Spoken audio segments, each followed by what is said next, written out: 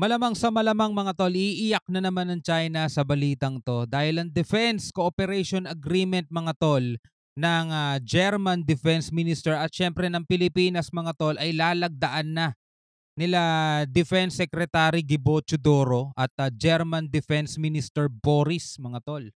Ayan na, panibago na namang hadlang sa pangarap ng China mga tol na mapasa kanila ang kabuuan ng South China Sea. Ito ang ating panonoorin ngayon mula rito sa PTB Philippines. Tulad naman ng lagi nating sinasabi mga tol, dapat bilang Pilipino aware tayo sa mga kaganitong kaganapan dahil ang laban na to ay hindi lang basta-basta laban ng henerasyon natin ngayon, kundi para din no, sa mga susunod pang henerasyon dahil sila ang magmamana ng bansang Pilipinas at lahat ng resources natin mga tol na meron tayo ngayon. So dapat ngayon pa lang pahalagahan natin to para din naman yan sa ating mga susunod na salinlahi. Anyway, bilang Pilipino mga tol, samahan ninyo ako, panoorin natin tong balitang to. Alright? Huwag na natin patagalin pa. Defense Secretary Gilberto Teodoro Jr. at German Defense Minister Boris Pistorius pipirma sa isang Defense Cooperation Agreement bago matapos ang taon. Germany to mga tol, Germany yan. Alam nyo na ang history ng Germany pagdating sa labanan. Ang detalye sa ulat ni Denise Osorio. Papalakasin ng Pilipinas at Alemanya ang kanilang ugnayang militar sa kabila ng patuloy na tensyon sa pagitan ng Pilipinas at China. Inanunsyo ni na Department of National Defense Secretary Gilberto Teodoro Jr. at ni German Defense Minister Boris Pistorius nitong linggo na magkakaroon ng pirmahan ng isang Defense Cooperation Agreement bago matapos ang taon na posible sa Oktubre. Anila, ang agreement na ito ay naninindigan sa International Rules-Based Order ng Indo-Pacific Region at bubuo ng pangmatagalang pakipagtulungan sa pagitan ng mga armed forces ng dalawang bansa. Kita nyo to mga tol, maraming mga bansa ang sumusuporta sa ipinaglalaban ng Pilipinas kasi alam naman talaga nila na tayo yung nasa legal side, tayo yung nasa tama. Tama yung pinaglalaban natin mga tol. Samantalang nakakahiya naman sa ilang mga Pilipino rito sa Pilipinas na sigaw ng sigaw, hindi natin laban yan, ayaw namin ng gera, dinadala lang tayo ng Amerika sa gulo. O eto mga tol, hindi to Amerika, German ito. 'Di ba? Kahit sila mismo alam nila kung ano yung dapat. Ay nako talaga. Kasunod ito ng pagbisita ni German Foreign Minister Annalena Baerbock noong January 2024 at pagbisita ni President Ferdinand R. Marcos Jr. sa Berlin noong March. O yan ang resulta mga tol, nung sinasabi nilang pasyal-pasyal. Ni PBBM, yan ang resulta mga tol. Di ba ang lakas ng loob nila magsasabi, pasyal-pasyal, pasyal-pasyal. Samantalang sa kasagsagan ng bagyo, yung idol nila mga tol nagbabakasyon. Ayon kay Secretary Teodoro, hindi maipagkakaila ang paggastos sa tanggulang pambansa dahil mahalaga para sa pagpapalakas ng isang bansa ang matikas na armed forces, lalo na para sa isang bansang nasa lugar na kaamba na panganib. Tama. It stands to reason that a strong, credible deterrent posture is necessary both for discouraging unlawful behavior by any threat actor on one's country, and secondly also since a lot of big ticket items are multi-use and the Philippines being one of the most vulnerable countries, if not the most, to climate change, it will also help in humanitarian assistance and disaster response. Dagdag ni Teodoro, ito ay isang paraan upang palakasin ang bilateral arms cooperation at makipagtulungan sa mga joint projects. At ito ay isang paraan din mga tol, tulad nga nung nasabi kanina ni Secretary Gibo. Isa rin tong paraan mga tol para mapigilan o magdalawang isip man lang yung mga bansa na may threat no dito sa ating soberanya, 'di ba? Kasi alam naman natin mga tol kung anong bansa 'yun pero ito ay parang pipigil sa kanila at alam mo yun, magpapadalawang isip sa kanila na wag nang ituloy kung ano pa yung mga balak nila mga tol.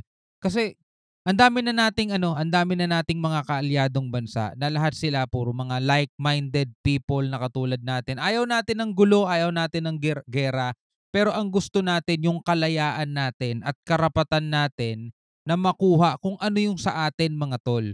'Di ba? Halimbawa, West Philippine Sea, lahat ng likas na yaman na nandiyan, exclusive economic zone ng Pilipinas, atin 'yun.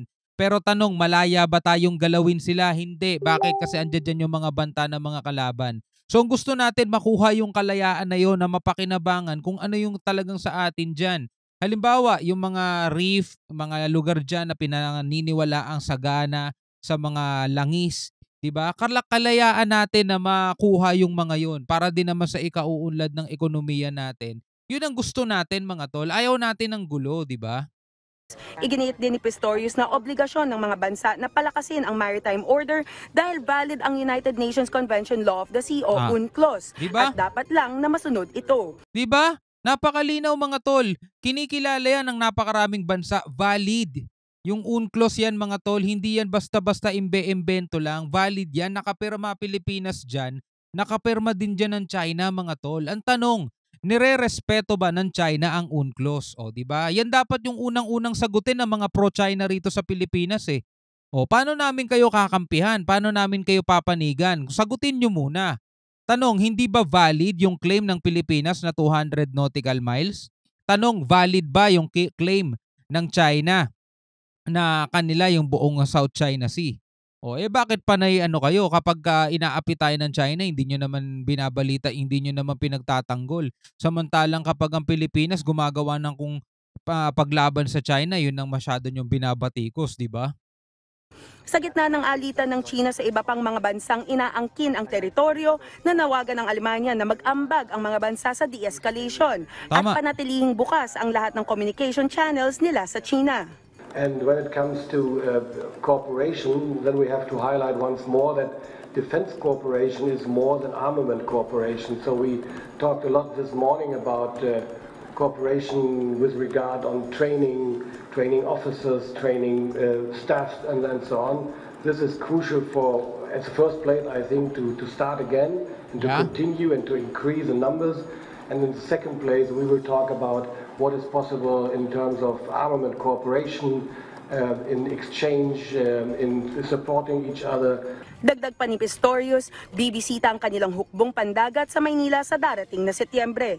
In addition to port calls and partner countries, our two vessels, the frigate Baden-Württemberg and the combat support ship Frankfurt am Main, will also participate in a number of multinational naval exercises with one or several partner nations. Wow. Idiniin ni Teodoro at Pistorius na walang legal validity ang paratang ng China sa pag-aangkin ng teritoryo. Talagang walang legal validity, 'di ba? Kaya nga hindi sila nanalo eh, 'di ba? Sa Court of Arbitration o sa arbitral ruling mga tol, meron tayo niyan. Talagang walang legal validity. Ano lang 'yun eh, inventong claim lang ng China 'yun eh, 'di ba? Yung ginuhitan nila, yung mapa nila, gumawa sila ng 9-dash line nila mga tol. Ngayon 10-dash line na. Pero sila ang nagdadagdag at nagbabawas.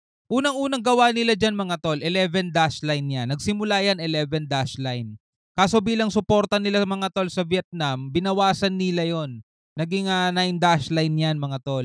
Ngayon natripan na naman nila gawing 10-dash line. Biruin mo asan ng legal validity doon, asan ng legal basis. Hindi nga nila dinadaan sa tamang proseso yan. Basta pag gusto nilang guhitan, guguhitan na lang nila yun eh. 'Di ba? O asan ng legal basis doon? Dapat yun ang naiintindihan ng mga pro-China rito sa Pilipinas eh.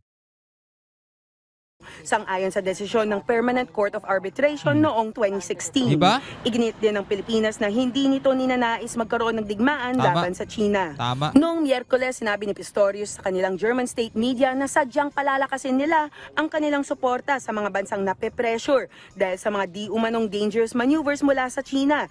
Narinig niyo yung sinabi? Narinig niyo yung sinabi? Balikan natin mga tol. Sinabi ni Pistorius sa kanilang German state media na sadyang palalakasin nila ang kanilang suporta sa mga bansang nape-pressure dahil sa mga di umanong dangerous maneuvers mula sa China. Sadyang palalakasin nila ang suporta sa mga bansang nape-pressure dahil daw sa panggigipit ng mga barko ng China. O ayan, kitang-kita nyo ng mga tol. Alam na. O magsasalita na naman dito si Li Jian, yung China foreign minister nila. Diba yung Amerika, wag daw mangingialam, third party, ganyan-ganyan, wala daw silang karapatan. O ito, pagsasalitaan din nila Germany, ganyan. Ganyan din sila sa ibang mga bansa, mga tolo. Ayan, nadagdagan na naman kayo ng kaaway nyo, mga loko-loko kasi kayo eh. At isa na rito, ang Pilipinas. Denise Osorio, para sa Good news yan mga tol, diba? Nadagdagan na naman tayo ng kaalyado at nadagdagan na naman tayo ng kakampi. Ganun talaga pag nasa tama ka mga tol, madadagdagan at madadagdagan ka talaga ng kakampi, 'di ba? Eto na naman, nag-iiyakan na naman ang mga pro-China nito. Anyway mga tol, bilang Pilipinong tapat sa bansa, anong masasabi nyo rito? Comment ka na lang sa ibaba. Hanggang sa muli, ako nga pala si Shobal D. Peace out.